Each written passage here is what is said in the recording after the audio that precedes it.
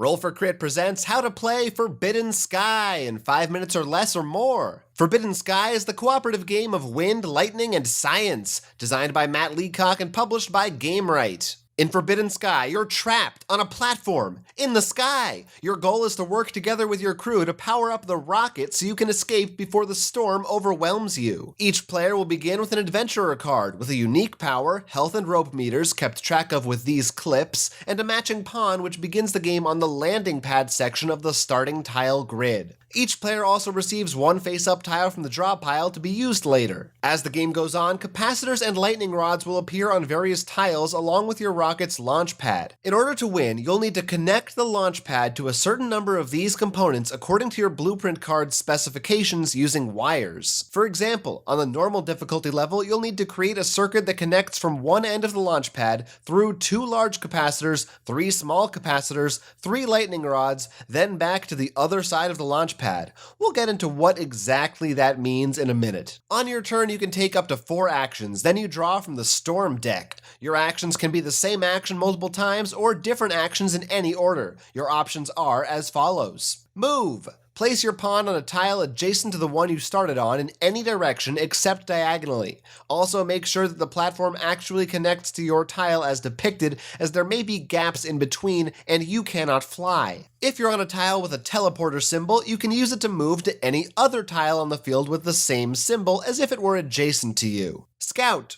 Draw a tile from the tile pile and put it face up in front of you. You can't place it yet, it just stays in front of you so you can see what it is. You can only keep 3 tiles in front of you, so if you already have 3, then no scouting for you. Explore. This action lets you actually place one of the tiles that you received via scouting. You can place it in any space adjacent to the tile you're currently on.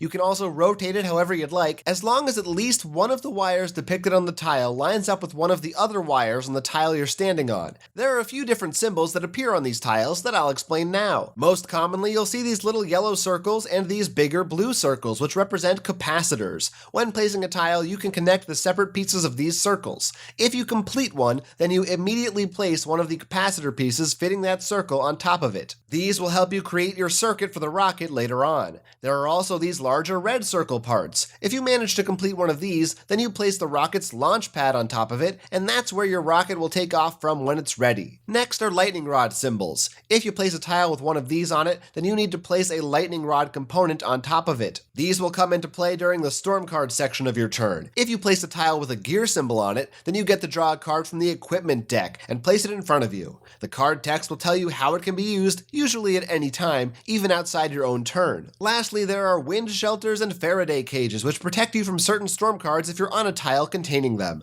Your final action option on your turn is wire, which is very important because it's how you win the game. For this action, take one of the wire components and place it so that one end connects to a circuit piece on your tile, and the other end connects to a different circuit piece on an adjacent tile. Circuit pieces include large and small capacitors, lightning rods, and the launch pad itself. Each piece can hold a maximum of 2 wires. A wire cannot be placed unless it has 2 pieces to connect to. There are short and long wires. You can use whichever one fits for the connection you'd like to make. If you can't reach, then you can't make the connection. Remember, you're trying to complete a circuit according to your blueprint card's requirements. If your circuit includes more components than are listed on the card, that's fine, as long as you meet the minimum requirements. In addition to your 4 main actions, you can also give an equipment card or receive an equipment card from another player on the same tile as you for free. Once you've taken up to 4 actions, you'll need to draw a certain number of storm cards from the storm deck according to the storm meter. Each card is resolved immediately. Here's how they work. Lightning strikes. If you draw this card and anyone is on a tile with a lightning rod or on a tile connected to a lightning rod either by printed wires or wires you've placed, then they take 1 damage each and lower the health on their player cards accordingly. Only players not on a connected tile or on a tile with a Faraday cage are protected. High winds. When this card comes up, you'll need to check the compass tile. Each player will be moved to one adjacent tile in the direction the compass is currently pointing. If there is no tile in that direction or there's a gap between the platforms, then the player loses a point from their rope meter instead.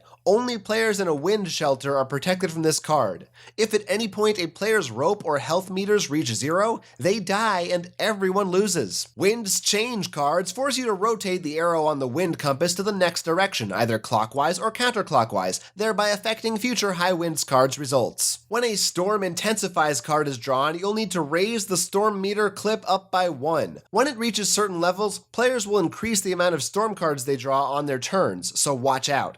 If it reaches the end, it's game over. There's also a reshuffle option on one of these cards, which tells you to reshuffle the storm deck when drawn. If you manage to complete the circuit abiding by the blueprint, while all players are on one of the tiles connected to the launch pad, you win. The rocket takes off as soon as the final wire is placed, so if even one player isn't on the launch pad at that time, you still lose. Be careful. In conclusion, move, scout, explore, wire, don't die, and blast off. That's Forbidden Sky in a nutshell. Did you get all that?